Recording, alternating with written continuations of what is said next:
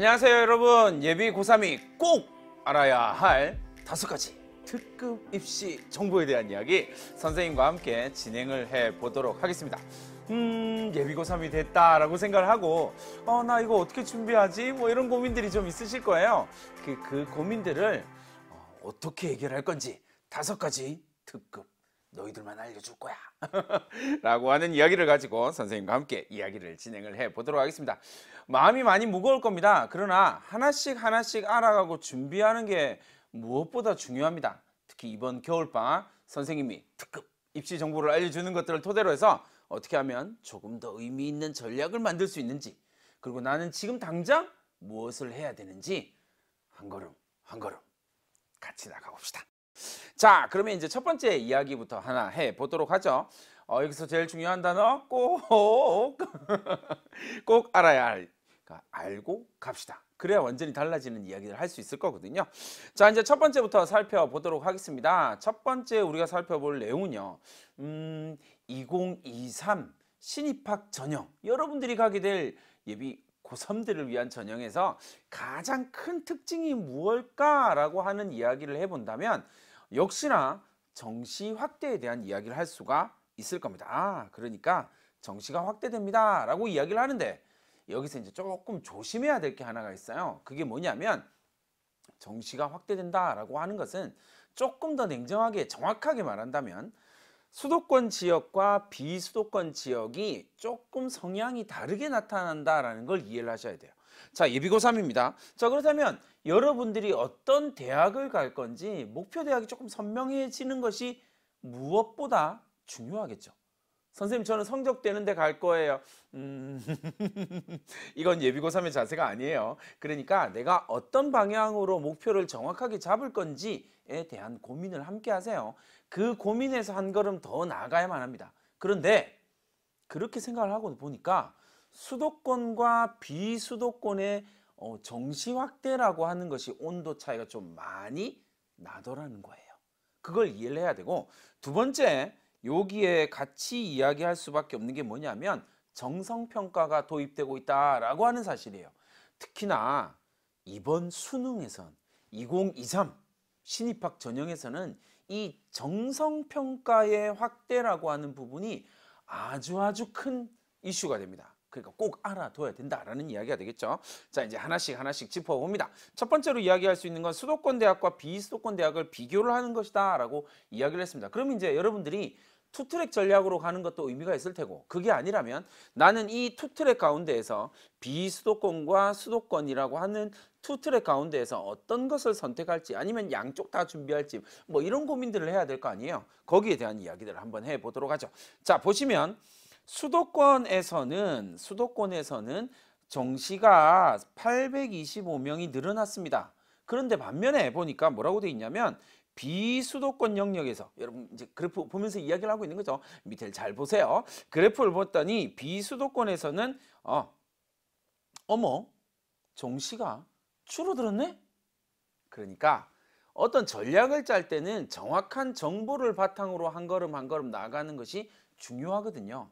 그렇다면 이 정보에 따라서 한 걸음 한 걸음 나아가다 보면 정시가 확대되는 건 수도권에 집중, 반면에 정시가 줄어드는 건 비수도권에서 나타나는 현상이다. 그럼 내가 어떤 전략을 써야 된다라고 이야기를 할 때는 당연히 수도권에 있는 대학을 갈 거냐 아니면 비수도권에 있는 대학을 갈 거냐에 따라서 전략이 달라질 수가 있겠죠. 그걸 여러분들이 잘 생각을 해야 된다라는 이야기입니다. 그냥 들리는 이야기에 따라서 정시가 확대된대, 그걸로 끝나면 아니 되옵니다. 자, 그러면 이제 두 번째 이야기를 한번 넘어가 봅시다. 첫 번째에 가장 큰 5가지 특급 입시 정보 가운데에서 이제 1-2로 넘어가게 되는데, 이 1-2에서 포인트가 뭐냐면 정량적인 평가다라고 이야기하는 올해 수능에, 올해 입시에서는요, 정량적인 평가다라고 이야기를 하는 영역에 정성적인 평가가 들어가기 시작을 했어요. 이게 이제 2가지 트랙으로 나타나는데, 하나는 정시에서 수능 위주 전형, 수능 100% 전형에서 뭐가 나타난다고요? 정성평가가 나타나게 됩니다. 서울대학이 이야기를 한 거죠. 밑에 봅시다. 뭐라고 돼 있어요? 이른바 교과평가다라고 이야기를 하는 것이 나타나게 되는 거야. 그러니까 서울대학이 정시, 수능 위주 전형이다라고 이야기했던 정시 전형에서 뭘 하고 있다고요? 교과 평가라고 이야기하는 정성적인 평가 요소를 집어넣은 거예요. 그러니까 올해 같은 경우는 이게 서울대만의 이야기가 되겠지만 뒤로 이어지면 이어질수록 조금 더 확대가 될 거다라고 예측 가능하거든요. 그러니까 정성적인 영역이 증가했다라고 하는 거 꼭 알아두세요. 자, 그렇다면 이제 두 가지를 살펴봐야 됩니다. 서울대가 이야기를 할 때 뭐라고 이야기했냐면 정시에서 지역 균형이라고 하는 것을 새롭게 신설. 그 다음에 또 마찬가지로 뭐라고요? 일반 전형에서도 지역 균형, 지균을 정시에서 만들었고요. 일반 전형에서도 교과 평가라고 하는 걸 40점, 교과 평가라고 하는 걸 20점 반영을 한 거예요. 그러니까 20점의 이제 지역 균형은 조금 논외로 하더라도 지역 균형도 되게 중요한 이야기지만 어쨌든 교과 일반 평가에서 일반 수능에서 수능 100%로 2배수를 선발을 해서 수능 점수 80점을 보고요. 그 다음에 교과평가라고 하는 걸 20점 반영하겠다라고 이야기를 하는 거예요. 근데 이 교과평가가 뭔지 되게 중요하고 알아야 되겠죠. 뭐라고요? 밑에를 보니까 선생님이 빨간색으로 표현했네요. 뭐라고요? 학생부에서 뭐만 반영한다고요? 교과활동 상황만 반영을 하더라는 거예요. 이 교과활동 상황이 교과활동 상황, 교과발달 상황, 교과 발달 상황이다라고 이야기를 하는 게 뭐에 대한 이야기예요? 세 가지에 대한 이야기가 되겠다. 그죠? 어떤 과목을 선택했니? 성취도가 어떠니? 세특은 어떻게 기록됐니? 이게 포인트예요. 그래서 그걸 두 명의 평가자가 세 개 영역으로 A, B, C 이렇게 평가를 한단 말이에요. 그러니까 결국 서울대가 학생부 종합전형을 평가하는 방식을 축소해서 교과평가를 하겠다라는 이야기입니다. 정성평가가 반영된다라는 걸 꼭 기억을 해 두시면 좋을 것 같습니다.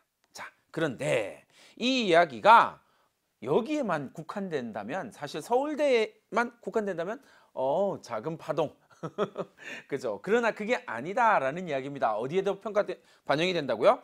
학생부 교과 전형에 다른 대학에서는요 정시에서 반영되는 것이 아니라 어디에? 학생부 교과 전형에 반영된단 말이에요. 교과 전형에 뭘 집어넣었다고요? 서류평가를 집어넣기 시작했다라는 거예요. 정성적인 평가 요소인 서류평가를 집어넣었다라는 거예요. 어느 대학이요? 건국대학교가요, 경희대학교가요, 고려대학교가요, 동국대학교가, 성균관대학교가요.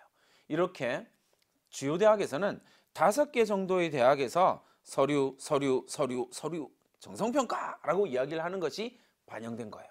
그러니까 가장 대표적인 대학이다라고 이야기할 수 있는 경희대학 같은 경우는 이름이 뭐냐면요. 교과 종합평가예요. 교과 종합평가. 어디서 들었죠? 뭐예요? 서울대학교에서 이야기했던 교과평가에서 뭐만 들어갔어요? 종합만 들어간 거죠. 그러니까 서울대학교 트랙은 어떻게 되냐면 수능에서 정성평가를 집어넣은 거. 반면에 주요 대학의 트랙은 어떻게 되는 거예요? 학생부 교과 전형에다가 집어넣은 거. 이렇게 생각을 하시면 됩니다. 정성적인 평가 요소가 들어가고 있다. 그러니까 단순하게 학생부 교과 전형에서 1.1등급이 우수합니다. 1.1등급이 1.2등급보다 우수합니다. 이게 학생부 교과 전형이잖아요. 근데 거기에 뭘 집어넣었다고요? 서류 30%. 그러니까 다시 20%든 30%든 어쨌든 학생부의 교과 평가를 집어넣었다. 근데 이건 뭐라고요? 정성적인 평가 방식이다. 이걸 이해하는 것이 중요합니다. 자, 이제 두 번째 특급 비밀. 특급 입시정보 두 번째로 넘어갑니다. 뭐에 대한 이야기냐면요. 통합형 수능, 선택형 수능이다라고 이야기를 합니다. 그래서 공통과목과 선택과목의 유불리가 올해 2022 입시에서 처음 시작되는 거였잖아요. 아주 핫해요. 너무너무 핫해. 큰일 났어. 이런 이야기들이 자꾸 나오고 있습니다. 그러니까 공통과목과 선택과목에 있어서 이런 류의 수능에 있어서 어떻게 내가 대비해야 되는가에 대한 고민이 정말 깊을 거예요. 그래봐야 여러분들이 지금 2년 차거든요. 정보 자체가 너무 적어요. 그러나 전년도 그러니까 2022 수능에서 어떻게 선택했고 어떤 결과들이 나왔는지를 정확하게 분석하고 판단하는 건 되게 중요합니다. 그래야 내가 나의 입시를 정확하게 찾아갈 수가 없고 계획을 세울 수가 있게 되는 거거든요. 자, 하나씩 보니까 국어에서는 70%의 학생이 화법과 작문, 화작을 선택을 했고요. 그 다음에 언어와 매체에서는 30%의 학생이 언어와 매체를 선택을 했습니다. 국어에서는요. 그래서 화작 70%, 언어와 매체 30%인데 결과를 놓고 보니까 언어와 매체가 표준 점수가 높게 나오더라고요. 왜? 어려운 과목이니까. 그러니까 지금 2학년 학생들 가운데에서는 상위권이다라고 이야기를 할 수 있는 학생들은 다 언어와 매체를 선택할 거란 말이에요. 반면에 상위권에서 하층, 상하 정도 내지는 상중 정도에서는 고민을 하겠죠. 언매를 할까 화작을 할까 막 고민을 하겠지만 대체로 상하 정도에서부터 화작으로 넘어가게 될 거거든요. 그러면 나는 어떤 선택을 해야 되지? 올해 2022 수능에서 엄청 국어가 엄청 어려웠단 말이에요. 27명의 만점자밖에 없는 정말 불수능이었단 말이에요. 그럼 내년에 수능이 어떻게 될까라고 하는 걸 예측을 좀 해봐야 될 거 아니에요. 어떻게 될까요? 쉽게 나오진 않을 거예요. 왜요? 상위권 학생들을 변별해야 되는 변별력 문제가 생기거든요. 왜냐하면 2022 대수능에서 정말 어렵다 이야기를 했잖아요. 그런데 수학 만점자가 2,700명이었어요. 2021 수능에서 수학 만점자가 900명이었거든요. 3배가 늘어났어요. 그러니까 올해 수능이 어렵다라고 이야기를 하지만 실제 문제는 뭐가 돼요? 상위권, 최상위권의 변별이 안 되는 거예요. 2,700명이 만점을 받아버렸으니까. 그러니까 내년도 수학이 조금 어려울 수밖에 없고 수학에서 변별이 안 되면 국어에서 변별을 시켜줘야 되는데 국어가 올해처럼 불수능은 나오진 않겠지만 쉽게 낼 수는 없다라고 하는 결론이 나오겠지. 그러니까 조금 더 고민을 하셔야 됩니다. 자, 그 다음에 수학으로 가면 수학은 좀 더 문제가 생겼죠. 매우 심각한 문제가 생겼죠. 수학에서는 확률과 통계가 53%가 지원을 했고요. 선택을 했고 미적분이 38%, 기하가 9% 그렇게 해서 요렇게 47%가 선택을 했단 말이죠. 그죠? 자, 그러면 확률과 통계가 53%를 선택했으니까 이 학생들은 대부분 문과, 인문 계열 학생이 될 테고요. 그 다음에 미적과 기하라고 이야기했으니까 이 미적과 기하는 대체로 자연 계열 학생이 되겠네요. 자, 그런데 올해의 문제가 가장 심각한 문제가 뭐였냐면 1등급이 또 마음이 아프다. 1등급에 95% 정도가 이공계열, 그러니까 미적분이나 기하를 선택한 학생들이었다라는 게 문제가 돼요. 표준 점수 차이가 2점이 나버렸거든요. 상위권에서 그만큼 점수 차이가 나버리니까 상위권의 주요 대학을 생각하고 있는 상위권 학생들이 자신의 성적을 가지고 문과로 교차 지원하는 현상이 매우 많이 발생을 해버린 거야. 그러니까 어떻게 대비하지? 큰일 났네. 그럼 지금이라도 여러분들이 지금 확률과 통계에 생각하고 있는 학생들이 지금이라도 미적분으로 도망갈까? 옮겨가서 준비를 할까? 근데 공부량이 어마어마하거든요. 미적분은. 그러니까 조금 더 고민을 해보시는 건 필요할 것 같습니다. 어쨌든 유불리가 확실하게 나타났다. 그럼 그에 따른 전략을 세워야 되는데 그 전략을 위해서 여러분들이 알아야 할 소스를 선생님이 한번 보여드릴게요. 자, 전체적으로 보니까 만점자의 비율을 생각을 해보면 만점자의 비율과 숫자 그리고 1등급 구분 점수 이런 것들을 좀 보는 게 되게 중요하거든요. 그래서 반수 등의 변화 가능성을 좀 진단을 해보는 것이 되게 중요합니다. 다시 한번 볼게요. 여기는 2021년도 수능이고요. 여기는 2022 수능입니다. 표준 점수 최고점을 살펴보니까 언매는 149점, 화작은 147점이었어요. 그러면 2점 차이가 났다. 그 다음에 미적분과 기하 그리고 확률과 통계를 보니까 여긴 4점이나 차이가 났네요. 오호, 엄청 큰 차이가 났다는 걸 알 수가 있겠죠. 그 다음에 1등급 구분 점수를 보니까 131점, 137점으로 나왔습니다. 대략 1등급 구분 점수가 4.01, 4.2니까 전체 지원자가 45만 명 조금 넘으니까 여기가 둘 다 18,000명 정도다라는 걸 알 수가 있을 거예요. 대략 1등급이 18,000명이에요. 그런데 문제가 하나 있죠. 뭐냐면 수학은 전년도에 2021 수능에서 만점을 수학 가형에서 만점을 받았던 학생들보다 만점자가 더 많은 이과는 등급 내지는 성적 인플레, 표준 점수 인플레가 발생을 한 거고요. 문과는 만점 받던 학생들이 주르륵 밀려서 2등급, 3등급으로 밀렸거든요. 그러니까 디플레가 나타나게 되어버린 상황이죠. 그러니까 문과 학생들은 인문계열 학생들을 학과를 선택하기가 좀 어려워졌고 수능 최저를 맞추는 것도 어려워졌고 이런 어려움들이 좀 생겼단 말이에요. 그러니까 그걸 잘 보세요. 18,000명이면 어느 정도 파급력이냐면 여러분 1등급 1등급을 맞았다라고 생각을 하면 이 학생들이 예를 들어서 이공계열에서 더 많이 나올 거 아니에요. 이 18,000명이다 라고 이야기하면 서울에 있는 주요 대학 15개 대학 정도의 정시 전체 인원과 비슷한 거예요. 조금 차이가 있긴 해요. 그러니까 끝난 거죠 벌써. 여기에 대한 고민을 하셔야 됩니다. 자, 그 다음에 좀 더 심각한 이야기는 여기서 나옵니다. 만점자가 28명이었단 말이죠. 27명이 아니고 28명이었군요. 28명이었단 말이죠. 근데 전년도에 151명이었으니까 전년도도 별로 많지 않았네. 실제로 요 근래의 수능에서는 국어가 자꾸 뭔가를 결정을 하고 있거든요. 그러니까 국어 공부를 지금 이번 겨울방학 때 충실하게 하지 않는다면 내년에 불수능이었으니까 아니에요, 여러분. 그러니까 원래 국어가 지금 어렵게 나오고 있는 추세라는 거죠. 왜? 전년도 만점자가 151명밖에 없었거든요. 근데 수학을 한번 보세요. 수학은 만점자가 900명이었거든요. 근데 올해 2700명이에요. 3배가 늘어났어요. 그런데 1등급을 기준으로 해서 이야기를 하면 1등급 직전까지요. 그러니까 예를 들어서 131점이고 137점이잖아요. 그러면 132점하고요. 여기가 132점이랑 여기가 138점까지 인원을 비교해 보면요. 놀랍게도 수학이 더 많아요. 국어가 더 많아요. 그러니까 만점자만 적다 뿐이지 실제로는 인원수는 비슷해요. 1등급 인원수는 비슷하고 1등급 직전까지를 비교하면 수학은 10,000명이고 국어는 14,000명 정도 되거든요. 그러니까 차이가 나는 거예요. 그 부분에 대한 고민을 하세요. 국어가 너무 어려웠대. 이게 아니에요. 만점자가 좀 적고 표준 점수가 좀 높게 나타나긴 했지만 실제로 최상위권 1등급은요. 점수 차이를 보면 나오잖아요. 수학은 점수 차이가 10점이에요. 맞죠? 표준 점수 최고점과 그 다음에 1등급 간의 그 표준 점수 차이가 10점이에요. 그런데 149점과 131점이에요. 그러니까 표준 점수 차이가 만점과 1등급이 18점이 차이가 난다라는 거예요. 그 부분을 잘 생각을 하셔야 됩니다. 그렇게 여러분들이 정리를 해주시면 좋을 것 같고요. 자, 그 다음에 이제 세 번째 이야기를 합니다.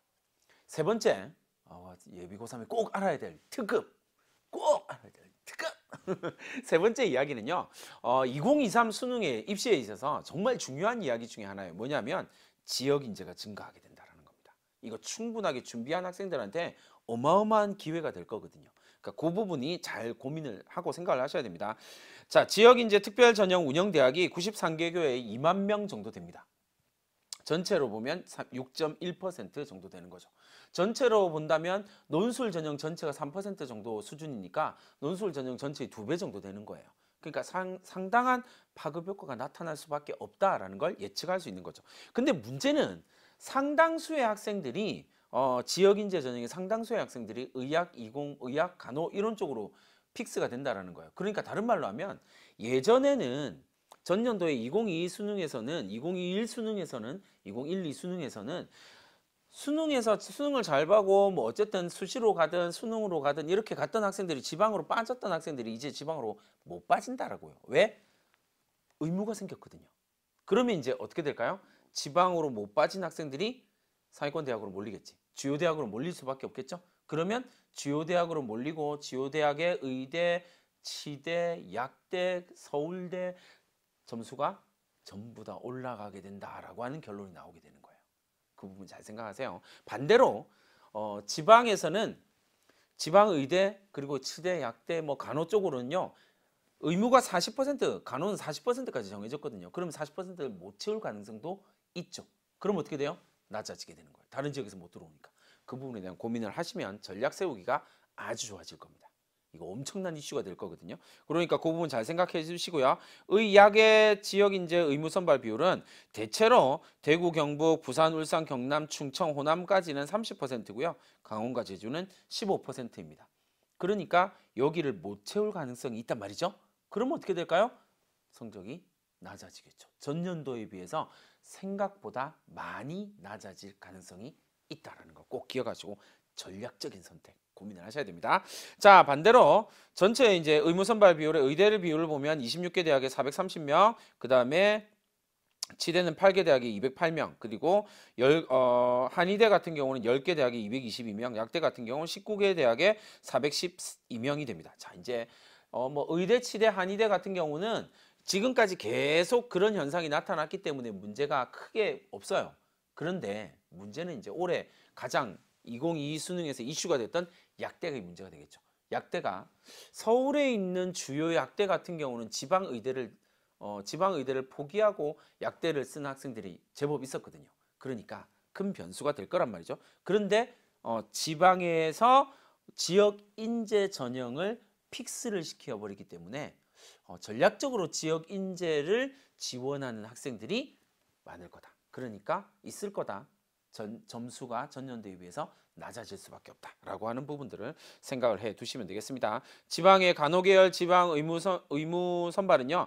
전체가 강원과 제주를 빼면 전체가 40% 된다라고 하는 것 봐두시면 되겠습니다. 이런 것들을 보면서 전략을 세우는 것이 매우 중요하다라는 말씀을 드리면 될 것 같고요. 자, 이제 특급 비밀 네 번째 입시 정보 네 번째 이야기로 갑니다. 네 번째 이야기는요. 2023 수능에서 여러분들이 제일 좀 신경을 써야 되는 것 중에 하나예요. 뭐냐면 진로 선택 과목의 어떤 반영 방법들이 다양하게 나타나고 있다는 사실입니다. 그러니까 내가 어떤 전략, 나의 성적에 따라서 진로 선택 과목의 성적에 따라서 어떤 전략을 쓸 수 있는지가 좀 다르게 나타날 수밖에 없다라는 겁니다. 그 부분을 여러분들이 좀 잘 기억해 두시고요. 교과평가 실시대학 174개 중에서 선택 과목, 진로 선택 과목을 반영하는 대학이 92개 대학입니다. 그러니까 내가 지원하려고 하는 대학이 진로 선택 과목을 제대로 반영하고 어떻게 반영하고 있는지를 아는 게 중요한 거예요. 그래야 고3 때 내가 1, 2학년 때 제대로 진로 과목을 해결하지 못했다면 고3 때라도 진로 과목을 제대로 준비를 하는 게 중요하다는 거죠. 왜냐하면 상당수의 대학들이 진로 선택 과목에서 상위 3개 과목을 반영을 하거든요. 그렇다면 내가 고등학교 3학년 때 예비 고3이니까 3학년 올라가서 이걸 제대로 준비하는 전략을 쓰는 것도 필요하다는 거예요. 내가 어떤 대학을 지원하느냐에 따라서 그 대학이요. 어떻게 반영하는지를 반드시 지금 확인하세요. 지금 당장 선생님 강의를 들으면서 확인하세요. 그러고 난 다음에 3월 달이 딱 되고 여러분들이 이제 진짜 예비 고3이라는 타이틀에서 예비를 떼고 고3이라는 타이틀을 딱 잡았을 때 어떻게 하면 내가 이 진로 선택 과목에서 제대로 된 결과를 만들어낼 수 있는지를 고민하는 것이 매우 중요하겠죠. 그 부분을 찾아보시는 게 되게 중요합니다. 전체적으로 봤을 때 수도권 소재 67개 대학에서는요. 29개의 대학이 반영합니다. 그 다음에 전체적으로 보면 성취도에 따라서 단순 환산 점수를 부여하기도 한다라는 거. 그 다음에 성취도별 비율을 반영하는 대학, 고려대나 서강대 같은 대학이 있고 정성평가를 반영하는 거. 요거 좀 중요하겠죠, 그죠? 우리 앞에서 살짝 살펴봤다, 그죠? 정성평가로 반영하는 대학, 성균관대학교, 건국대학교 이렇게 있다라는 거 봐두시면 되겠고요. 그 다음에 나머지 단순 환산 점수로 하는 대학들이 이런 대학들이 있다라는 것 그냥 봐두시면 됩니다. 자기가 지원하려고 하는 대학을 보고 선택하는 게 되게 중요합니다. 그 대학이 어떤 방법을 쓰는지를 보고 3학년 때 제대로 진로 선택 과목을 확실하게 케어하세요. 반드시 케어하셔야 됩니다. 이해됐죠? 자, 그 다음에요. 넘어가서 마지막으로 이제 지방에 있는 대학들을 살펴보면 이렇게 나타나게 됩니다. 이제 과목별로 전체를 낳고 보면 세 과목 반영하는 대학들이 좀 있다, 그죠? 전체 지방에 있는 거점 국립대들은 거의 대부분 상위 세 과목을 반영하거든요. 근데 수도권에 있는 대학은 조금씩 달라요. 그러니까 정확하게 확인하는 것이 필요하다라는 이야기를 합니다. 자, 그 다음에 이제 예비고3을 위한 꼭 알아야 될 특급 입시 정보 5번째 마지막 이야기를 합니다. 자, 이게 올해의 핵심 포인트 중에 하나였어요. 수시 2월 인원이 증가한다라는 사실이에요.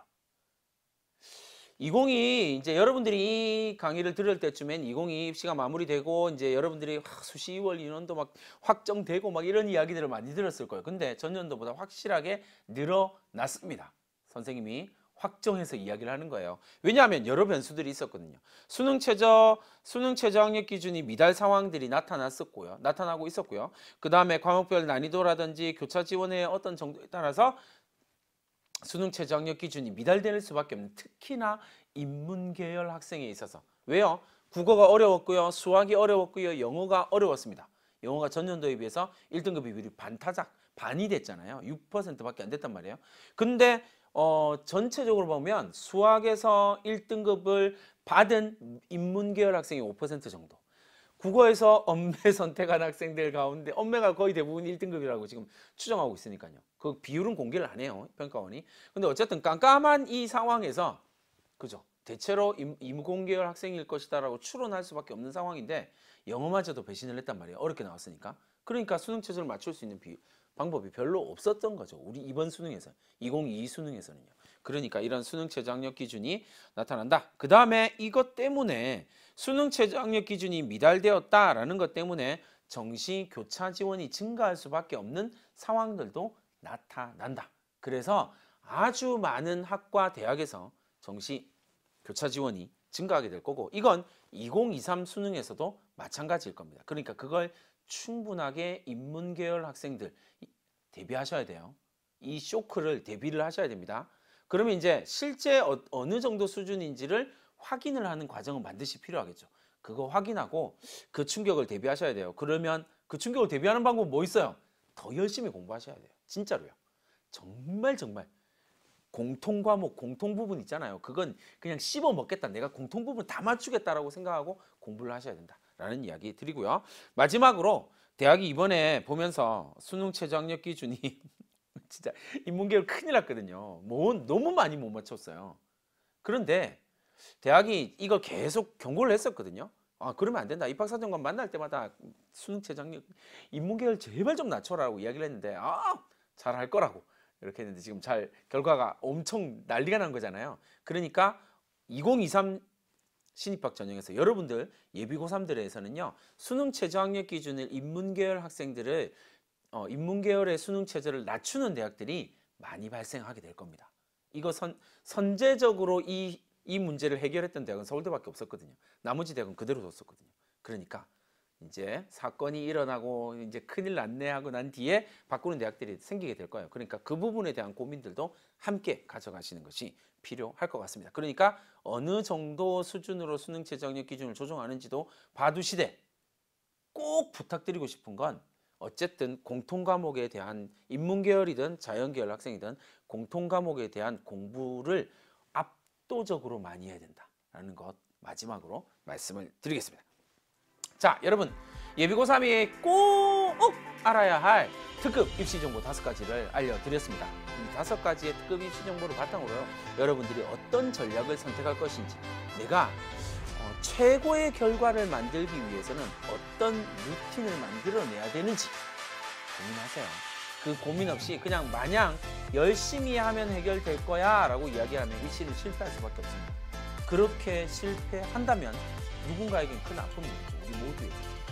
여러분들의 주변을 둘러싼 입시를 준비하는 모든 학생들한테 매우 큰 아픔이 될 겁니다. 그러니까 여러분, 제대로 알고 이 정보들을 제대로 습득해서 확실하게 준비합시다. 그런 전략을 세울 때 여러분이 성공적인 입시를 만들어낼 수 있습니다. 여러분들의 완벽한 그리고 성공적인 입시를 기원하겠습니다. 예비고3 화이팅!